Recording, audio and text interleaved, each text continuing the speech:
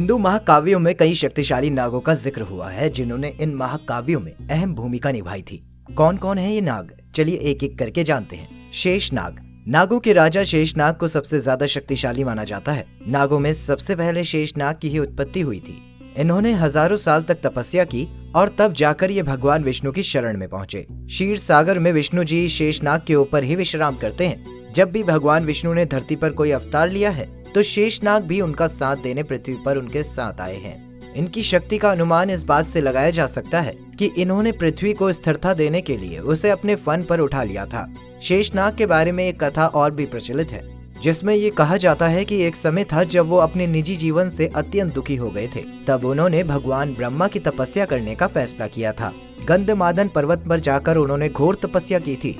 उनकी तपस्या से प्रसन्न होकर ब्रह्मा जी ने उन्हें पाताल लोक का राजा बना दिया था। शेषनाग जी को अनंत भी कहा जाता है। ये नाम उन्हें इसलिए दिया गया क्योंकि शेषनाग जी का कभी भी कोई अंत नहीं कर सकता। इनकी अपार शक्ति के बारे में खुद भगवत गीता में श्री कृष्ण ने बताया है, जिसमें उन्होंने ये कहा है, 1000 सिर वाले शेष नागों में सर्वश्रेष्ठ आदि नाग है।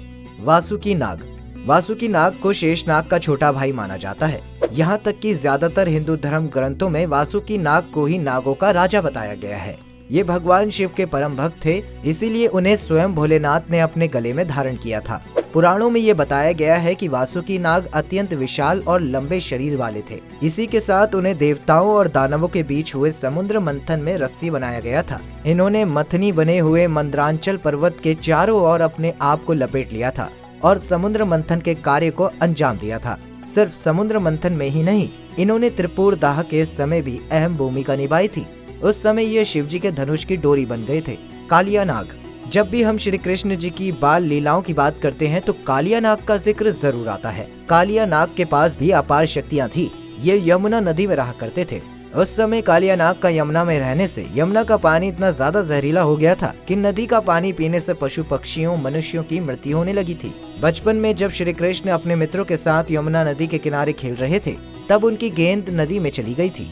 गेंद को निकालने के लिए श्री कृष्ण नदी के अंदर प्रवेश कर गए थे। नदी के अंदर उनका सामना कालिया नाग से हुआ था। कालिया नाग ने तब उन पर हमला कर दिया था, लेकिन कृष्ण जी से वो जीत ना सका और श्री कृष्ण ने कालिया नाग पर कब्जा कर लिया। बाद में उन्हीं के फन पर बैठकर वो नदी के बाहर निकले थे। तक्षक नाग को पाताल लोक के 8 प्रमुख नागों में से एक माना गया है। इनका सबसे ज्यादा जिक्र महाभारत में सुनने को मिल पाता है। इन्हें देवराज इंद्र का मित्र भी बताया गया है। महाभारत में जब पांडव खांडव नगर में अपना राज्य बसाने गए थे तब अर्जुन ने खांडव नगर के जंगलों को अपने दिव्य धनुष की अग्नि से जला दिया था। उस समय तक्षक नाग उसी जंगल में निवास करते थे, लेकिन अर्जुन की लगाई दिव्य अग्नि के बाद भी तक्षक नाग वहां से सुरक्षित निकल आए थे। बाहर आकर वो तक्षशिला में रहने लगे थे। तक्षक नाग से जुड़ी एक और कथा काफी प्रसिद्ध है। एक बार तक्षक ने पांडवों के वंशज राजा परीक्षित को डस लिया था, जिसके कारण परीक्षित की तुरंत ही मृत्यु हो गई। उनकी मृत्यु से उनके पुत्र जन्मेजय अत्यंत क्रोधित हो गए थे।